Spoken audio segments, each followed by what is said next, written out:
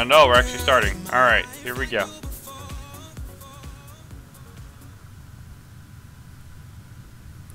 Okay. Alright, so it looks like I'm going to be casting this game solamente. Wait, that doesn't mean by myself. That just means alone, right? Wait. But that makes sense. Anyways, we're going to have Pride, our blue Terran, spawning on the bottom of Shattered Temple against CSO Stang, playing for Team XO. Spawning is the green Protoss on the left-hand side of Shattered Temple. So we are going to have close air positions here. And I need to bring the starboard up and fix the overlay. He is, in fact, green and plain Protoss. So, oh, man. So easy to fix this overlay. I love it. If any streamers are looking for what this overlay is right here, the scoreboard, it's called Starboard. I don't know who made it, but you can just Google it. It is like the most awesome, easy to use thing on the planet. I love it. And yeah, I don't know why I just pimped them. I just it's awesome that they made it. I'm so happy. It makes my life so much easier than using stupid titles or something in XSplit. So we have CSO Stang on the left-hand side, chrono boosting out probes because, well, that's what you should do in the beginning of every game. It's just so boring. This might be a kind of delirious cast because I've retardedly been going to bed super early the last couple days because I've been lacking sleep. And, yeah, could be hilarious. It might not be. Not holding myself to any standards here. So we have a gateway going down and a gas. Oh, very well timed. Very well timed. And a scout from Mr. Pride. So, we're going to see what Pride decides to do this time. He is taking his first gas here. No close spawns on Shattered Temple anymore. And, yeah. If Pride wins this game, well, I don't know what to say. He is just so good for some reason. I don't understand it. If he wins this game, it will be not a reverse all kill. It'll be pretty close though. Team aiR was down 0-3 to Clan XO, and then Pride came in, and all of a sudden we're like not losing anymore, and he wins 4 games in a row. So I don't really understand it. Pride is scouting out the cyber core, so he knows that everything's in his base, and this pylon's going down here to try to block the add-on. Pride making a second marine instead of an add-on and throwing down a reactor very quickly actually, and a second barrack. So it looks like we're gonna have a little bit of a 2 racks coming out from Pride here. Of course, the reactor tech lab 2 racks. Certainly it delayed the reactor a little bit by putting that pylon down, so he did build the extra marine. And it'll be interesting to see exactly how the Protoss reacts to this. If he does do a 1 gate expand or something equivalent, it could be a little difficult to hold, but not too bad. This is much more of a pressure than it is a killing blow, and Pride is probably not going to add on that 3rd rack. He's probably going to use this to put up his own expansion. So we should see a Marauder and Concussive Shell come out of this Tech Lab barracks in just a couple of minutes. Actually, not even a couple minutes, in about 5 seconds here. And we actually have a 3-gate robo from the Protoss player, really doing his best to hide this. Whoa! 4-gate robo. I'm confused. That is too much stuff. You can't do that. Alright, well, we'll see what he decides to do with it. And I'm not exactly sure how a 4-gate meshes against this kind of 2 racks play.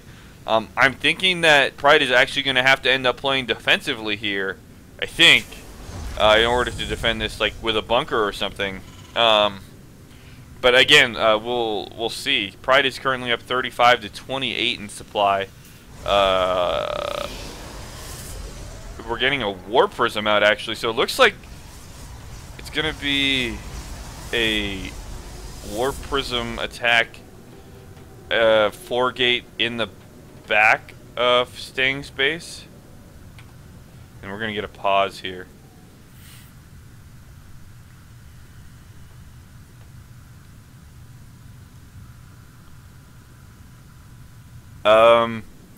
Alright, so it should be just a second here. I'm not sure exactly who is lagging or what is lagging.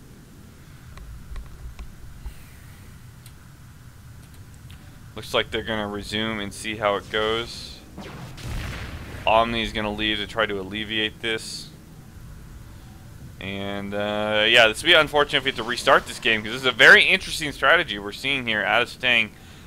He got this robo just for this prism, I think.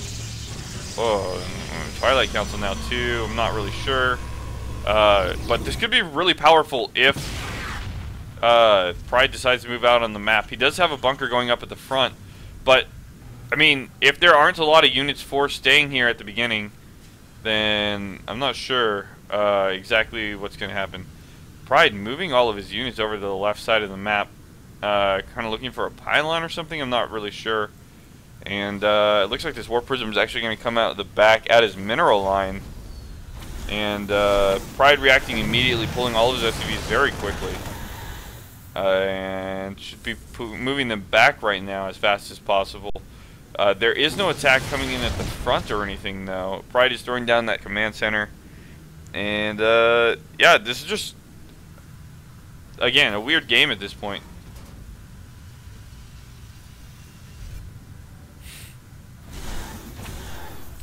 Looks like Stang is just going to continue to keep this Warp Prism here to harass. Pride putting up a factory to try to, I'm assuming, get out some kind of Viking or something. But Stang, I mean, floating 700 minerals at this point in the game, probably not going to benefit him. Apparently I didn't get made a referee this game, so I'm sorry, there's going to be a lot of banter from the spectators in the chat here. Hopefully nothing BM goes down or anything like that. There are players from both teams in the chat, so we have a Dark Shrine dropping for Stang, and this is peculiar.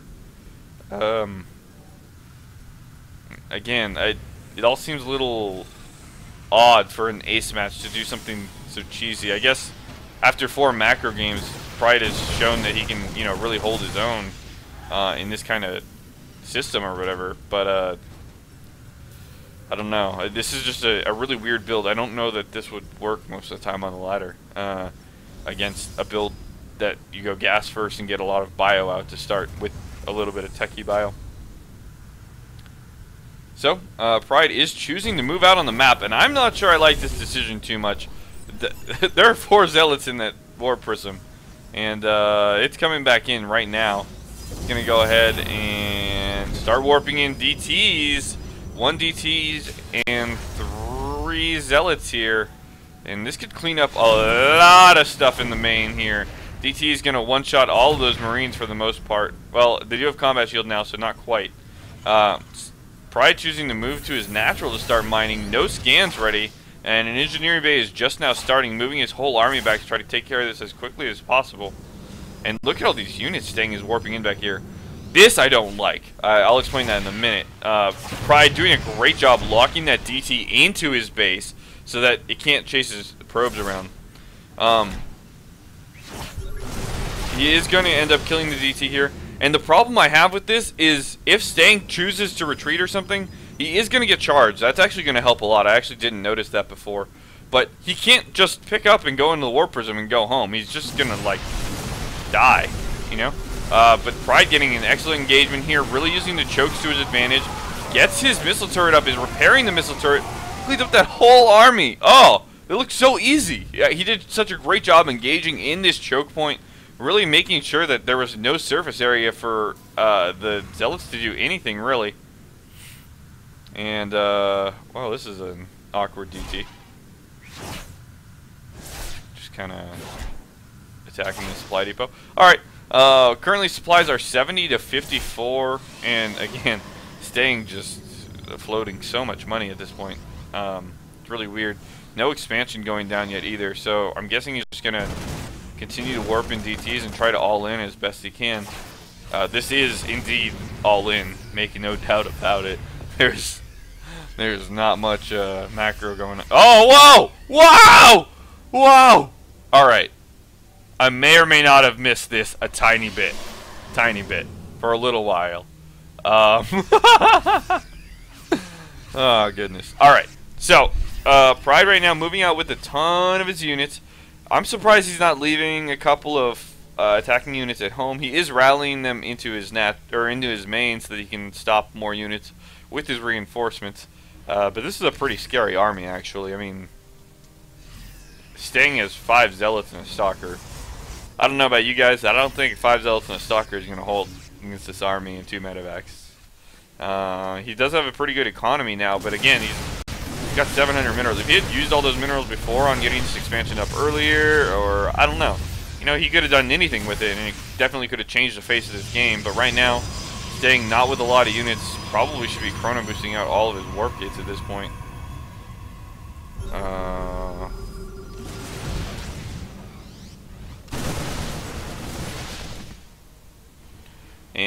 Yeah, Pride just going behind the mineral line. He doesn't know about the ninja expansion, which is an important thing to note, but I don't know how much it matters here right now, to be honest with you. And staying lagging now.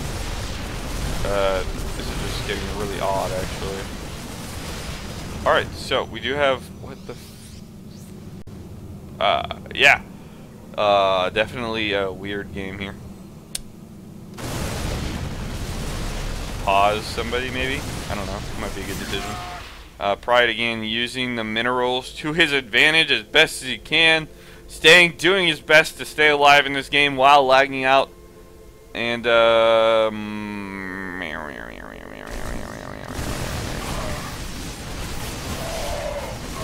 well, lag probably benefiting staying here, as he probably doesn't have to micro very much to get these Zealots.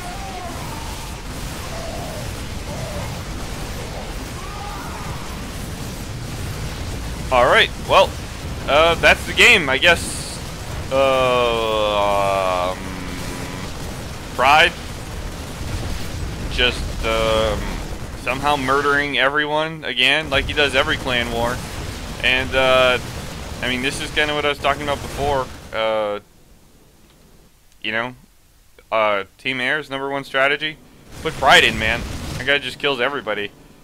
Main strategy: winning, and he is pretty darn good at this game. So, thank you for watching, everyone. Clan War is over. Team Air has won 5-3. Very well played by Clan XO. Smurfy killing a lot of Team Air's players at the very beginning. But Team Air did manage to come out on top with Pride, because Pride is like the most go-to player on the entire planet. So, if you want to follow Team Air, please, I'm going to bring up the overlay real quick. Please do follow us on Twitter, on Facebook, and if you want to follow me, I do a lot of casting for Team Air. I do some random other casting, not very much though, mostly for Team Air. You can follow me on Twitter too. Our Twitters are @TeamAirSC and @air_Buddha. It's all on the overlay right there. So again, thank you all for watching. We're trying to have Clan Wars every week, and we are having a ton of productions coming up with tournaments with big name players that you've all heard of before. So come check us out. Thanks a lot for watching, everyone. See you later.